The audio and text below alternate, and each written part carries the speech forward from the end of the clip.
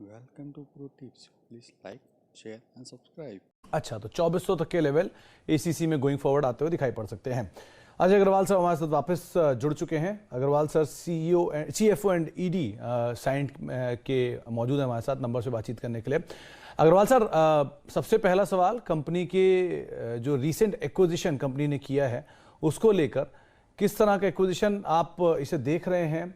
कैसे कंपनी के जो ओवरऑल सिनेरियो है, सिचुएशन है, उसमें फिट इन करेगा और कैसे रेवेन्यूज गोइंग फॉरवर्ड हम एक्सपेक्ट कर सकते हैं इससे? सुमित, नमस्कार आपको और आपके सब दर्शकों को। एक तो आपकी तरफ से वॉल्यूम बहुत लो आ रहा है मुझे आपका, तो आप थोड़ा वॉल्यूम बढ़ा देंगे तो अच्छा रहेगा जी। जहां तक एक्विजिशन की बात है, आपने देखा है कि हम लोग ग्रोथ पाथ पे बहुत अच्छा आ रहे हैं वापस। और हम लोगों ने एक स्ट्रैटेजी बनाई है कि कौन से एरियाज में हमको आने वाले सालों में आगे बढ़ना है, क्योंकि कुछ ट्रांसपोर्ट में 1-2 साल आपने देखा कुछ वीकनेस रहा। तो मेन आइडिया यही है कि जो हमारे पास जो हमारी प्ले फील्ड है उसमें हमारे जो नंबर ऑफ वर्टिकल्स हैं उनको बढ़ाना है। तो प्लांट इंजीनियरिंग एक बहुत अच्छा ग्रोइंग सेगमेंट है इंजीनियरिंग और R&D कंपनीज के लिए। तो उसको हमको अपने सेगमेंट में ऐड करना है। और हमारा कभी कभी कुछ डिपेंडेंस कुछ कस्टमर्स पे होने की वजह से ग्रोथ में थोड़ा कमी रहा है पिछले सालों में, तो वो भी हम उसको ऑफसेट करना चाहते हैं। तो मेनली हमारा पर्पस इसको एक्वायर करने का एक बहुत अच्छी one of the best companies in the world है प्लांट इंजीनियरिंग की। ये फिनलैंड में बेस्ड है और कई कंट्रीज में इसके ऑपरेशंस हैं। और इसको एक्वायर करने का पर्पस यही है कि हमारा जो भी पोर्टफोलियो है, चाहे वो हमारे वर्टिकल्स का है, चाहे हमारी सर्विसेज का है या हमारे कस्टमर्स का है, उसको हम और डाइवर्सिफाई कर रहे हैं। अग्रवाल साहब, इसी क्वेश्चन को, अगले क्वेश्चन को मैं 3 हिस्सों में डिवाइड करूंगा। पहला, ये एक्विजिशन क्योंकि आपके पास एडिक्वेट कैश है, तो मेरे ख्याल से पूरी तरह से आपने कंपनी के इंटरनल अक्रूवल से ही इसको एक्वायर किया है। दूसरा, कब तक ये टाइमलाइन पूरा होगा एक्विजिशन का, कब तक हम इसके नंबर्स रिफ्लेक्ट होते हुए देखेंगे कंपनी की बुक्स में? और तीसरा, क्या ये मार्जिन एक्रेटिव है गोइंग फॉरवर्ड मार्जिन कंपनी के, या इन टेंडम है गोइंग फॉरवर्ड मार्जिन इसी रेंज में रहेंगे या बेटर होंगे इस एक्विजिशन के बाद?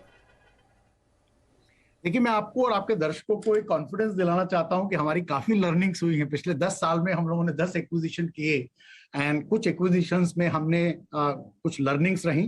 तो पहली बात तो कैश की बात है। हम लोग, यदि आप देखें, क्योंकि हमारे पास इन्वेस्टमेंट की बहुत अपॉर्चुनिटीज हैं, इसलिए हम लोग डेट और इक्विटी का मिक्स करते हैं सब एक्विजिशंस पे। तो हमारी जो कैश की पोजीशन है इस एक्विजिशन के बाद, वो फिर भी $150 मिलियन टू $175 मिलियन रहेगी। आज हमारा क्लोजिंग कैश $205 मिलियन का या $205 मिलियन का है। तो हमारी बहुत स्ट्रॉन्ग कैश पोजीशन रहेगी इसमें, इस एक्विजिशन के बाद भी।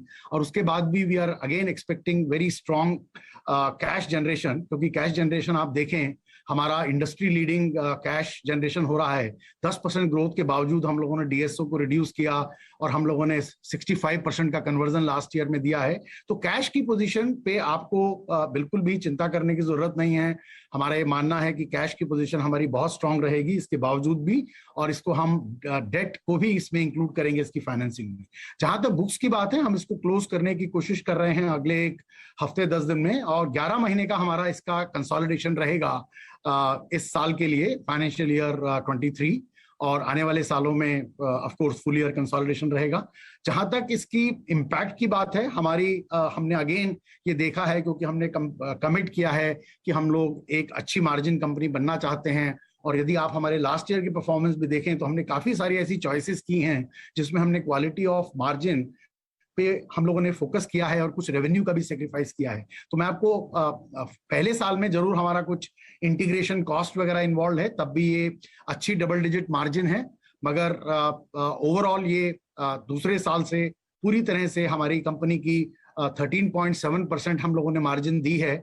और ये यदि हम इंटीग्रेशन के एक्सपेंसेस वन टाइम हटा दें तो ये उसके ऊपर रहेगी और आने वाले सालों में और आगे बढ़ेगी, क्योंकि इसके ऑन साइट ऑपरेशंस हैं, हमारे पास स्कोप है उसको ऑफशोर करने का, हमारे पास स्कोप है, ये यूरोप में ऑपरेट करते हैं, इसको हम बाकी ज्योग्राफीज में एक्सपांड करेंगे। तो अच्छा हमारे पास स्कोप है, तो ये मार्जिन एक्रेटिव रहेगी, ईपीएस एक्रेटिव रहेगी। और जितने भी मल्टीपल्स हमारे जो एनालिस्ट लोग इसको सुन रहे हैं, उनको मैं बता दूं कि ये हर पैरामीटर पे एक्रेटिव रहेगी। इसी तरह हमने इवैल्यूएट किया, हमने काफी समय लिया है हमारे एक्विजिशंस को डिसाइड करने में, और जो भी हम एक्विजिशन अब करेंगे हम देखेंगे कि वो कंपनी के लिए और हमारे इन्वेस्टर्स के लिए और सब स्टेक होल्डर्स के लिए बहुत पॉजिटिव रहे। लास्टली अग्रवाल सर, एक सवाल और, जो इस क्वार्टर के नंबर हैं उसमें क्या वेज हाइक का इम्पैक्ट है और क्या एट्रिशन का सिनेरियो है, क्या सिचुएशन है, कब तक स्टेबलाइज होगा ये? देखिए, जहां तक इस क्वार्टर के नंबर हैं और इस साल के नंबर हैं, आप देखेंगे कि जो वेज हाइक है वो क्वार्टर 4 में हमारा नहीं होता है, वो क्वार्टर 1 से क्वार्टर 3 में हम लोग 3 क्वार्टर्स में करते हैं। तो वेज हाइक का कोई इम्पैक्ट क्वार्टर 4 में नहीं है। मगर यदि आप पूरे साल की मार्जिन देखें तो 13.5 से 14% की ग्रुप लेवल पे और 15 से 15.5% सर्विसेज लेवल पे, मैं दोबारा रिपीट करता हूं, ग्रुप लेवल पे 13.5 to 14, at services level 15 to 15.5 वो हम लोग कर रहे हैं। और हम लोग को कॉन्फिडेंस है, जैसे हमने गाइडेंस भी दी है, कि अगले साल भी हमारी मार्जिन 13 से 14% के बीच में रहेगी। अब मैं आपको एट्रिशन पे आता हूं। जहां तक एट्रिशन की बात है, डेफिनेटली हमारे लिए, हमारी इंडस्ट्री के लिए ये एक चैलेंज है। हमारा एट्रिशन अभी भी हाई है, जहां हम उसको देखना चाहते हैं, और उसके ऊपर हम बहुत काम कर रहे हैं। हम लोगों ने हमारी जो रिक्रूटमेंट टीम है उसको ऑलमोस्ट 1.5 गुना किया है। हम लोगों ने लीडरशिप लेवल पे एडिशंस किए हैं और हम लोग बहुत इंटरनल एक्शंस लिए हैं हम लोगों ने पिछले साल में, और कुछ आगे लेने वाले हैं, जिससे हमारा एट्रिशन कम हो। मगर इसको ठीक होने में थोड़ा समय लगेगा, और इसीलिए हमने जो गाइडेंस दी है कि हम लोग 13 से 15% का ग्रोथ करेंगे हम अगले साल में, और हमारी मार्जिन को 13 से 14% रखेंगे, वो ऑलरेडी इसको टेक केयर करता है। यदि सप्लाई चेन चैलेंजेस ना हो तो हम 15 से 18% की ग्रोथ कर सकते थे अगले साल में। ओके, चलिए, बहुत बहुत शुक्रिया अग्रवाल सर, हमारे साथ मौजूद रहने के लिए, एक्विजिशन में बातचीत करने के लिए और तमाम नंबर्स पर बखूबी चर्चा करने के लिए बहुत बहुत शुक्रिया सर। चलिए, एक ब्रेक का वक्त हो गया है, ब्रेक के बाद लौटेंगे और आशीष हमारे साथ बने हुए हैं, उनसे कुछ और कॉल्स पे भी बातचीत करेंगे, साथ साथ कुछ स्टॉक्स हैं जहां पे एक स्पाइक आया उस पर बातचीत करते हैं छोटे से ब्रेक के बाद।